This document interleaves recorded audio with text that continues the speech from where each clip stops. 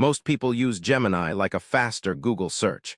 They're missing the agentic features that actually handle multi-step workflows. Here is how to delegate your repetitive tasks without the hype. Welcome to Dry Run, where we test AI tools so you don't waste your afternoon finding out they don't work. The problem with the current way professionals use AI is the context-switching tax. You open a tab, copy some data, paste it into a prompt, get an answer, and then copy that answer back into an email or a document.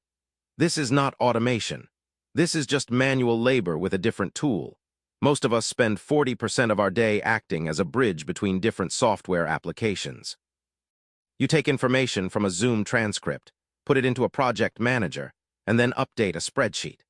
This is low-value work that drains your cognitive energy before you even get to your actual job. In the 2026 landscape, Google Gemini agents are designed to remove that bridge work by operating across the entire Google Workspace ecosystem autonomously. By the end of this, you will know exactly how to deploy 4 specific Gemini agents that handle email triage, meeting synthesis, data visualization, and competitive research. Number 1, the Inbox Pilot. This agent handles the first hour of your workday before you even sit down. Here's the thing most people miss: you shouldn't be reading every email to decide if it matters. The Inbox Pilot uses the 2026 Gemini API to scan your incoming mail, cross-reference it with your calendar and tasks, and categorize everything into 3 buckets: action required, informational, and low priority. It doesn't stop at sorting. It drafts responses based on your previous communication style and the current status of your projects.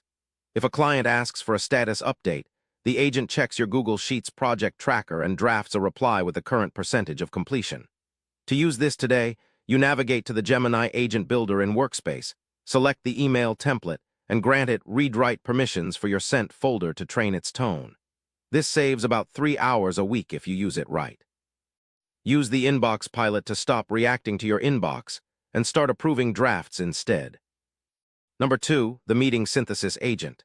This turns every Google Meet session into a structured database. Let me break this down plainly. We all know AI can transcribe a meeting, but a transcript is just more noise you don't have time to read. The Gemini agent identifies the specific commitments made by each participant. It then automatically creates tasks in Google Tasks or your integrated project management tool.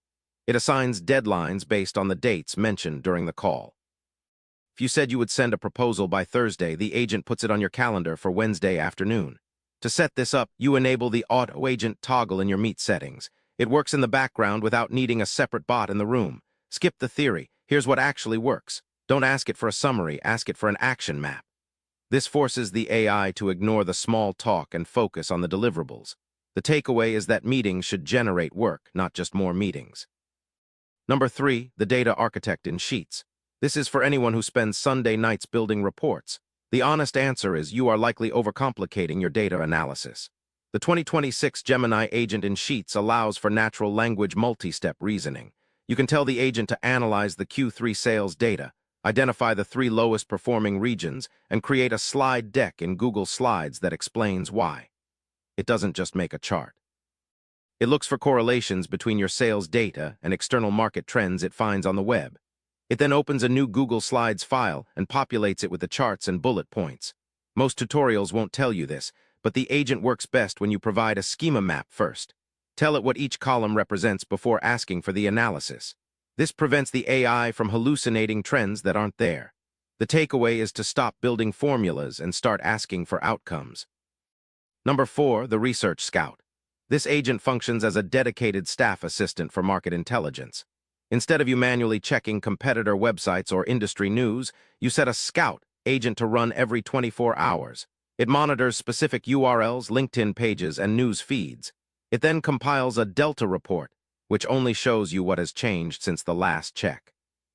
If a competitor changes their pricing page or launches a new feature, the agent flags it and drafts a brief on how this affects your current positioning.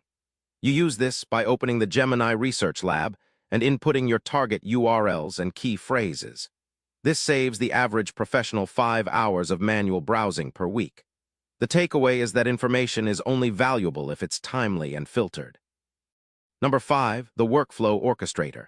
This is the most advanced use of Gemini AI for productivity in 2026. It connects your workspace to third-party tools like Slack, Salesforce, or Jira without using external middleware. No fluff, here's exactly how to do it. You define a trigger within the Gemini agent interface, such as when a new lead enters the spreadsheet. You then define a chain of action. The agent will research the lead's company, find their recent press releases, draft a personalized outreach email, and notify you in Slack that the draft is ready for review.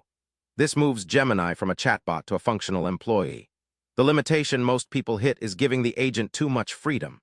Always set a human-in-the-loop checkpoint for any external communication. This ensures the agent does the heavy lifting while you maintain the final say.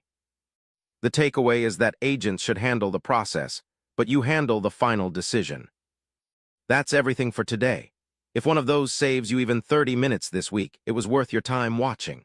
We covered the inbox pilot for email, the meeting synthesis agent for tasks, the data architect for reporting, the research scout for market intelligence, and the workflow orchestrator for cross-app automation. These tools are no longer about generating text. They are about executing tasks within your professional ecosystem. If this was useful, hit subscribe. We post every week, no filler. And drop a comment below which part of your daily workflow feels the most repetitive right now. I read every reply.